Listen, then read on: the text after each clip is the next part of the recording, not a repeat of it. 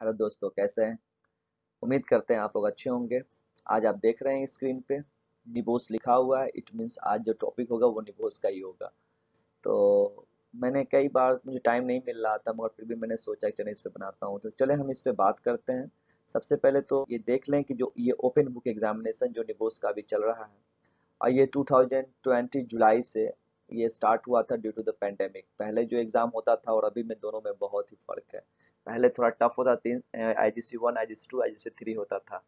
अभी तो सिर्फ आईजीसी 1 ही होता है। तो चलें, this is the very the important topic for today because of those people who are willing to sit in this examination.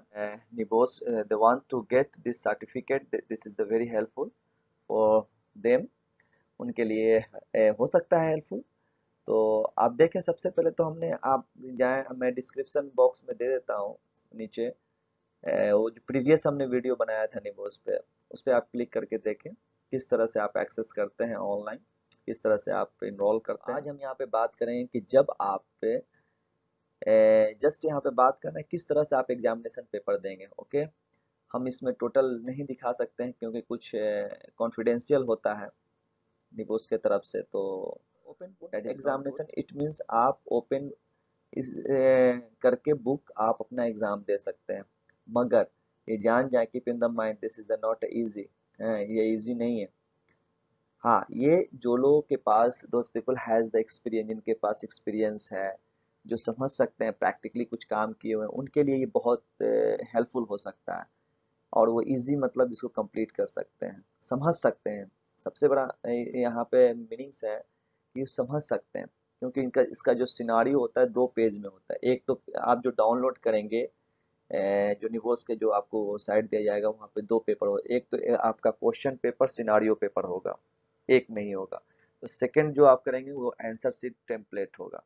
तो जो सिनारियो जो दिया हुआ होता है, घुमा के दिया होता है, इस तरह कॉम्प्लिकेटेड करके दिया होता है कि वो समझने में, जो लोग न्यू, जो बिगिनर हैं, उनके लिए समझने में थोड़ा दिक्कत होता है। ठीक है, तो जैसे ही आप डाउनलोड करते हैं ये क्वेश्चन और आंसर शीट, आपके पास 24 आवर होता है। आप 24 आवर में ओपन बुक एग्जामिनेशन दे सकते हैं।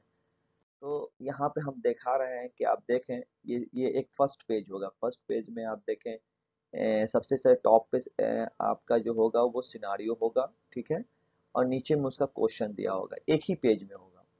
अब सिनारियो में आप देख लें, जैसे कि आपने एक न्यूली अपॉइंटमेंट में health and safety advisor in the construction company, you work in the head office which is the 2 story office building along with, मतलब वहां पे 2 स्टोरी बिल्डिंग था उसके तहत, तो उसमें 20 वर्कर ऑफिस।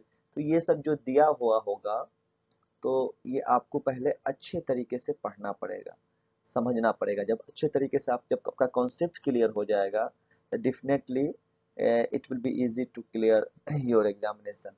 आपको इजी होगा क्लियर करने के लिए, क्वेश्चन आंसर एग्जाम क्लियर करने के लिए इजी हो जाएगा।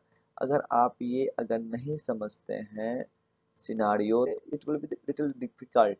तो फिर आपको किसी से हेल्प लेना पड़ेगा। कितने लोग मैसेज करते हैं कि हमको ये बता दीजिए, ये बता दीजिए, तो ये सही नहीं है। ठीक है, तो सबसे पहले सिनारियो को अच्छे तरीके से समझें। हाँ, समझने के बाद, और ये जो सिनारियो दिया होगा ना, इसमें से ही क्वेश्चन आंसर निकलेगा। ठीक है, उसके नीचे जब सिनारियो ऊपर फर्स्ट पेज में, सेकंड पेज में आप देखिएगा कि ये दिया रहेगा। सपोज दैट एक एग्जांपल के, फॉर एग्जांपल हमने यहाँ पे दे दिया है, जैसे कि आप देख रहे हैं कि discussing moral reason for managing health and safety. Moral reason क्या है, कारण क्या है managing health and safety, employer का होता है। मगर यहाँ पे बात हो रही है कि जितने भी ऑर्गेनाइजेशन हैं, उनकी मोरल रीजन क्यों है कि वो हेल्थ एंड सेफ्टी को मानते हैं। तो इस पर डिस्कशन करके वो बताया गया। You have the ask to the chair the, मतलब एक कमिटी मीटिंग होता है, उसमें चेयरपर्सन से आप पूछते हैं और उसमें उस दिन डिस्कस करते हैं। ठीक है, तो ये एक्सप्लेनेशन करके इजी है, ये जब आप पढ़िएगा तो ये आपको इजी लगेगा। ठीक है, अब आपका नेक्स्ट पेज होगा सेम। इस चीज को आप ध्यान में रखें। डिस्कसिंग, ये एक क्वेश्चन रहेगा फर्स्ट पेज में, जिसमें सिनारियो और क्वेश्चन एक्सप्लेनेशन रहेगा। 10 मार्क्स का होगा, 15 मार्क्स का भी होता है, डिफरेंट क्वेश्चन होते हैं। मैंने एक एग्जाम्पल के लिए दिया। सेम क्वेश्चन आप वहां पे आंसर देंगे जो हमने दिया है। आप इसको पढ़ेंगे, बुक ओपन करेंगे तो क्या क्या है, moral moral responsibility and reason है। उसके बाद क्या है दूसरा, दूसरा आपका इकोनॉमिकल भी है, उसके बाद क्या है, लीगल भी है, ठीक है। तो ये तीन जो रीजन होता है, या लीगल रीजन होता है, मोरल रीजन होता है, या इकोनॉमिकल रीजन होता है, उसमें से ये मोरल के बारे में, सिर्फ मोरल आपको माइंड में रखना है। तो मोरल क्या क्या है, जाहिर सी बात है, organiser must have provide the good tools, good working platforms, and they should be provide us the good facilities, good welfare। ये सब क्या है, ये सब मोरल रीजन है। have they provide the safe access to work to prevent the injury। तो इस तरह का मतलब आप 1 2 3 पॉइंट, बुलेट पॉइंट करके आप लिख सकते हैं, ठीक है। यहाँ पे आंसर शीट होगा, आंसर शीट में क्या होगा, फर्स्ट पेज में you should write your full details in. अगर आपका दूसरा पेज निकलेगा जो आंसर शीट का होगा, उसमें फुल डिटेल्स आपको लिखना है, आपका नाम क्या है, आप किस सेंटर से कर रहे हैं, सेंटर कोड क्या है, हर पूरा डिटेल लिखेंगे। सेकेंड पेज में बॉक्स बना होगा, ठीक है, इस तरह का। जैसे सेकेंड पेज में क्या होगा, ऊपर में ये टास्क, सेम टास्क डिस्कसिंग, यहाँ आप देखें सेम लिखा हुआ, डिस्कस मोरल रीजन नहीं हेल्थ, मतलब इट मीन्स जो टास्क पहला दिया हुआ था उसी का यहाँ पे आंसर लिखेंगे, इस तरह से करके, ठीक है। एक बॉक्स बना होगा, या बॉक्स नहीं भी बना हुआ, आप अपने प्लेन पेपर पे अगर आप आंसर शीट बनाना चाहते हैं तो वहां मगर ये डिटेल्स लाजिम है कि आप अपना फुल इंफॉर्मेशन वहां पे दें। अगर आप डाउनलोड करके जिस पेज पे लिखते हैं उसमें टोटल आपका ऑलरेडी पहले से रहेगा, कुछ आपको अपने से करेक्शन करना है, टाइप करना है अपना डिटेल्स। सेकेंड पेज में आपको यहाँ पे इस तरह से दिया होगा, क्वेश्चन 1, क्वेश्चन 2, क्वेश्चन 3। फर्स्ट का आंसर करें, टास्क 1, क्वेश्चन नंबर 1, यहाँ पे आपको बुलेट करके, ये इस तरह से बुलेट करके आपको क्वेश्चन का आंसर देना है। देखिए all works should be the ensure, अगर ऑर्गेनाइजेशन को क्या करनी चाहिए, अपने एम्प्लॉय का इंश्योरेंस करना चाहिए, इवन हाई हो उसको वेलफेयर फैसिलिटीज प्रोवाइड करनी चाहिए, उसको पिक एंड ड्रॉप देनी चाहिए, उसका उसके रहने के लिए फैसिलिटेट करना है, उसके वर्क प्लेस पे सेफ एक्सेस देना है, सेफ प्लेटफॉर्म देना है, सेफ टूल्स देना है ना, जो भी उनको ट्रेनिंग देना है, उनको पीपीज देना है, ये सब मोरल रीजन है, ठीक है। जो भी चीज इस तरह का मतलब हम प्लानिंग करेंगे जिससे कि वर्कर्स इंजोर्ड ना हो, इफेक्टेड ना हो, है ना, कोई भी ऐसा डैमेज ना हो, तो ये सारी रिस्पॉन्सिबिलिटी जो है ये एक रीजन है, मोरल रीजन है, जिसके वजह से ये रिस्पॉन्सिबिलिटी फुलफिल करना पड़ता है ऑर्गेनाइजेशन को, करना है, ये मोरल रीजन है। तो आप ये पॉइंट वाइज जितना भी आपको याद है ना, इन्वेस्टिगेट कोई हुआ है तो, कोई एक्सीडेंट हुआ है तो रिपोर्ट करना है, इन्वेस्टिगेशन करना है, रिस्क असेसमेंट बनाना है, ये सब मोरल रीजन है, उनको करना है। क्यों? क्योंकि एक्सीडेंट को प्रिवेंट करना है साइट पे इम्प्लाई के लिए। उसी तरीके से अगर दूसरे क्वेश्चन की बात आ जाए तो थर्ड क्वेश्चन की, फोर्थ क्वेश्चन, उसी तरीके से उसका आप अपने आंसर शीट में 1 2 3 4 5 करके अपने बॉक्स में सारे का आंसर आप दे सकते हैं। कोशिश करें कि बुलेट पॉइंट में दें तो ज्यादा बेस्ट है। जैसे कि अब सेफ्टी कल्चर के लिए, influence the health and safety culture, अब इन्फ्लुएंसिंग क्या करेगा, तो जाहिर सी बात है, if you are the developing the good risk assessment और द ईच एक्टिविटीज, तो जाहिर सी बात है कि आपका मतलब अगर आपका the number of the accident ratio will be slow, accident ratio is going to the reduce day by day, जाहिर सी बात है कि आपका इन्फ्लुएंस हेल्थ एंड सेफ्टी करेगा, है ना। You are the delivering the trainings on the regular basis and you are the covering the each and everything,